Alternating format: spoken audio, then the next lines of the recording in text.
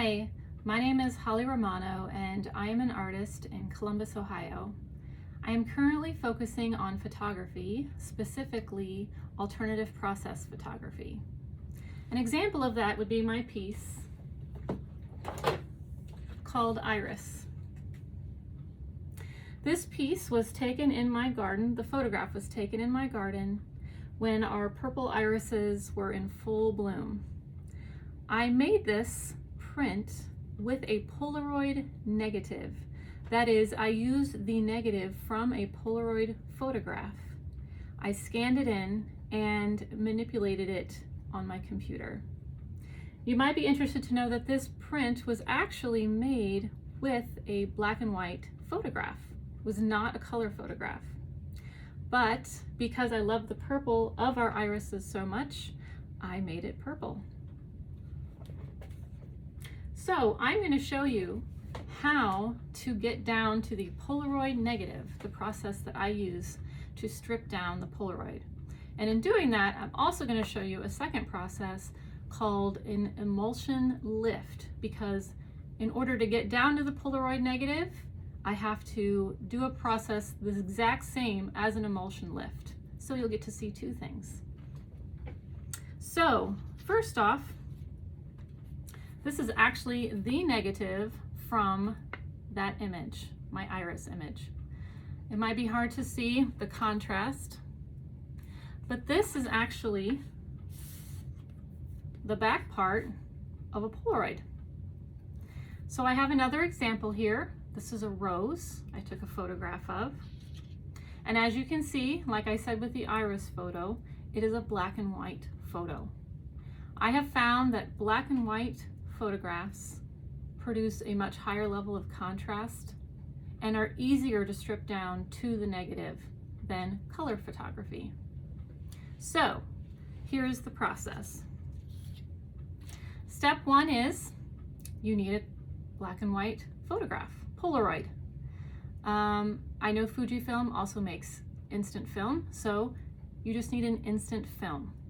Now, Polaroids are unique in that they are basically an all-in-one. So you have your negative on the back, in between is a chemical and white powdery layer, and on top is the positive image that you see. The reason Polaroid images have to go through the rollers and out your camera is because back here there are 3 pockets, and those pockets are the chemicals that the rollers actually push up across to process the negative and create the image on the front. That is why it takes a little bit for you to actually see the image. It's the chemicals are working to create that. And contrary to popular belief, shaking a Polaroid will not make it develop any faster. Okay, so you take your Polaroid image. It doesn't matter if this is an old image or a new image. Then I take a pair of scissors and I cut off this white frame. In doing that, I'm basically opening the image, the print, I should say. This white frame basically contains the chemicals until it's needed, and then also protects what's inside. It's basically like the outer cover to protect. So I cut that off to get to this. Now this has been soaking in this water. I started out with really hot water boiled in my tea kettle, and I put the cut Polaroid print in the water. I've been soaking it for probably 15 or 20 minutes. The timeline of soaking, usually the longer you soak, the better, because what is happening is the water is getting in between the front plastic layer and the back plastic layer and making the emulsion, which is your image, soft. And that's what you want. You can do like testing of the corners to figure out. So if you can see here, you can actually start to peel. I'm using my fingers. Let me turn my light here to help.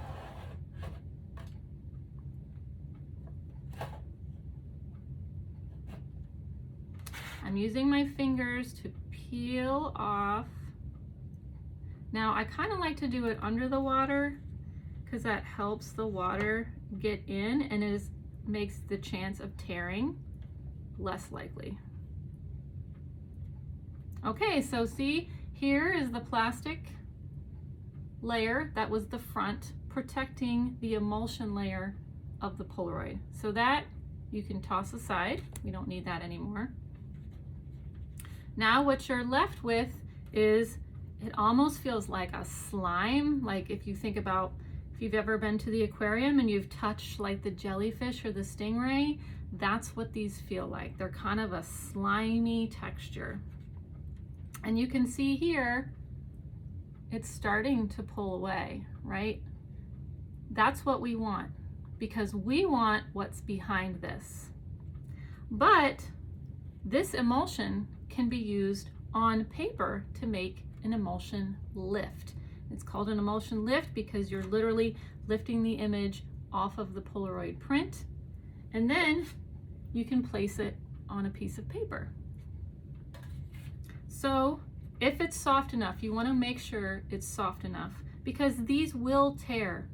And honestly, I actually find a little bit of tearing okay, but you don't want to totally destroy your photo, because then it's going to be very hard to put it on the watercolor paper. So once it's soft enough, my preference is to use my finger. And you got to make sure, if you have long nails, not to scratch with your nails. And I just slowly rub it off. Now you can also use a brush, and you want to make sure it's a really soft bristled brush, so again, that you don't tear this emulsion layer.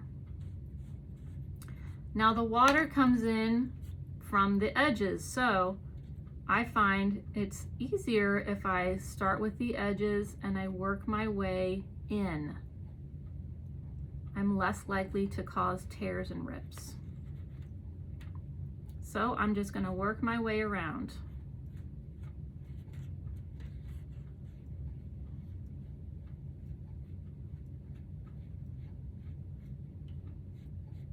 And if you've soaked your image long enough, it will come off fairly easy.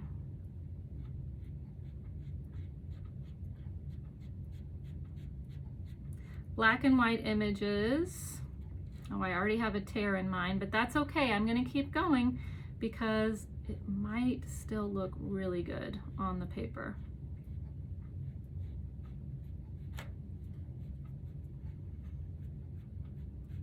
I'm not going to give up on an image until I've pushed it all the way through the process. And then if I still don't like it, then that's okay. But sometimes you get these unexpected little magical things, and you don't want to miss out on those. Okay, so now I'm down to this, it's this white, it's like a powdery layer that was behind the negative. And I don't know if you can see, there's a very light, you probably won't be able to see, just a super light copy of the image on there. And then in here, in this tray, is the emulsion. And it kind of, like I said, it feels kind of like a slimy jellyfish. It acts like fabric. You take your piece of watercolor paper and I slide it in underneath. And then I try to coax this image, and you've got to be very gentle because you don't want to tear it. And I try to get two corners from one side spaced correctly, like that. And then I just pull it up. And then like here, this was rolled down, so I try to unroll it. And then I do it for the side. Now, how you want to put this on the paper is totally up to you. I kind of like mine not to look perfect. I kind of like little tears. Okay, so you can see there's the tear right here. It's rolled. So if it's still intact, you can still roll it back and kind of match it up. But I really love these like imperfect edges and things on mine. Some people, their goal is to make it look as absolutely perfect as possible, and some people it's not. And actually, I will sometimes intentionally create tears just to get a more visual balance. But I think that looks beautiful. So I just set this out to dry. It'll take about, oh, maybe just a couple hours. For a day for sure, it will be completely dry. So that's an emulsion lift. I'm going to put that over here.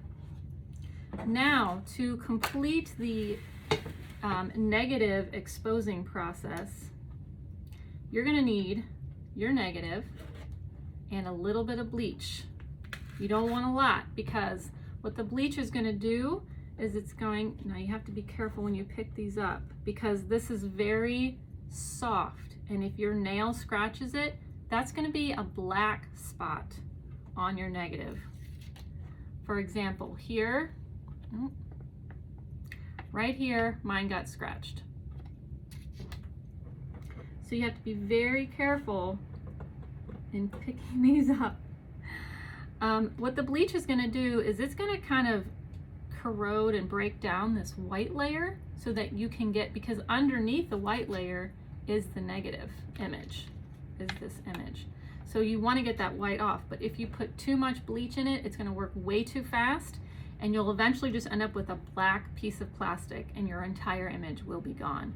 So it's kind of a temperamental process. So I'm just going to lay that on the corner there, and I'm just going to pour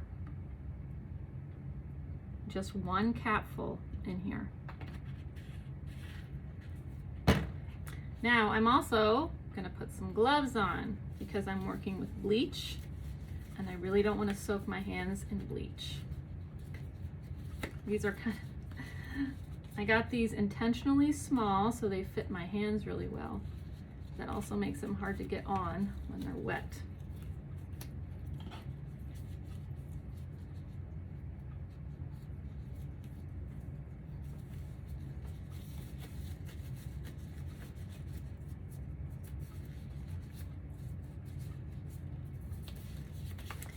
Okay.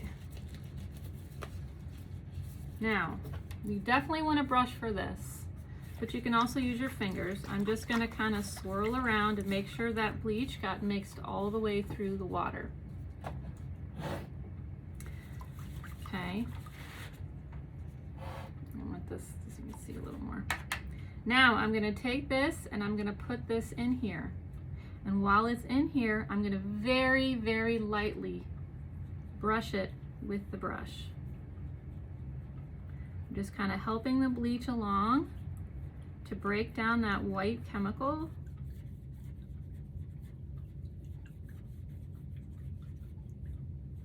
Now I do this for probably, I don't know, 30 seconds or so. It really depends on the age of your photo. If it's a fresh one you just did, sometimes they don't take as long. If it's one that's been around for a little while, sometimes they take longer. Now I'm starting to see in like one area over here, it's really starting to release. You can also just kind of let it sit in here for maybe 15 seconds, 20 seconds before you start doing anything.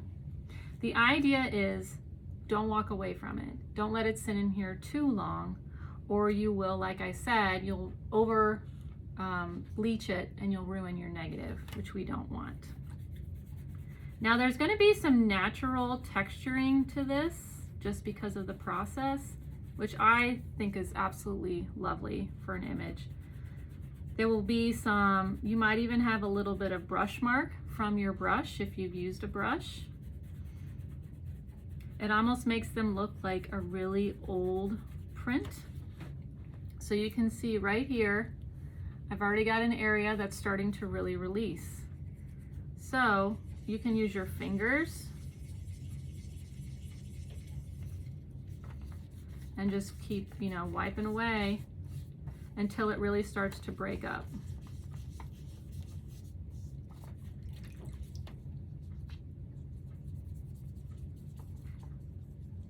And again, you don't want to just soak it in the bleach because it will ruin it. Especially if you have parts like this that are really exposed, Now that section right there is really vulnerable to the bleach. I'm going to put the brush down and just use my fingers for a little while here. Some days the brush is the great thing to use, and some days my hands work a lot better. It just really depends. And I am just rubbing like in a circular motion over the negative. I'm just trying to break loose that. You don't want to scratch. Scratching is the last thing you want to do because that will destroy your negative.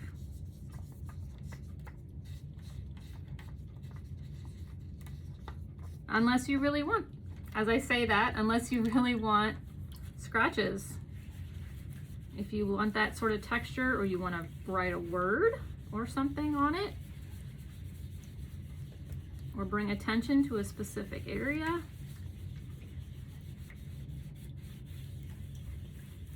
You'll see my water starting to get almost like a milky look to it. That's because all of that white powder is starting to come up. You can see like I'm starting to get some areas where it's more. You'll also see some black coming up. That's the back of this. So don't worry, that's not your negative coming up.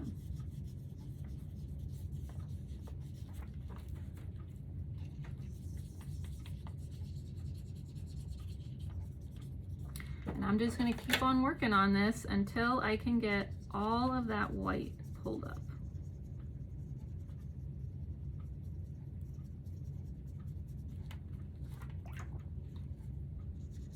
Now you can dip it in there to see how you're doing, or it's also a good idea to have a bowl of water next to you. Because again, this water has bleach in it. So you want to be very selective about how much time it spends in there. So you can dip it in the water to clean it off and see how you're doing.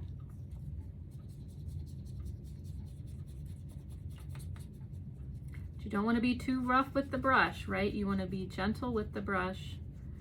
Just kind of, I'm kind of doing it like almost completely parallel to the image with just a slight incline.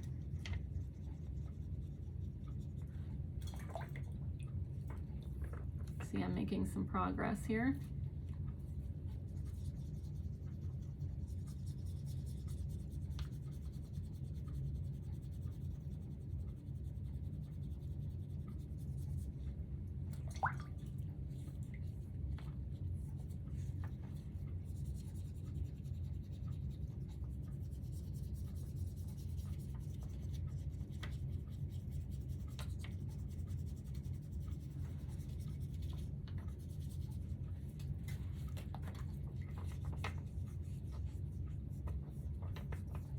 I just go back and forth between my fingers and the brush.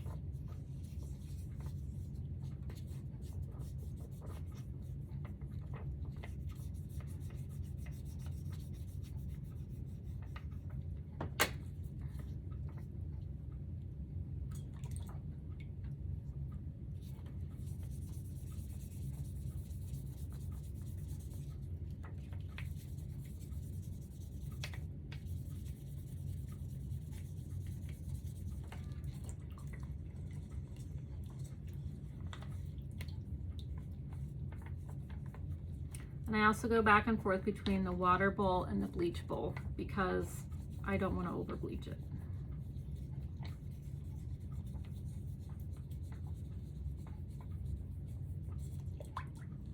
So I'm just going to keep doing this, and then I'll come back and show you how it looks.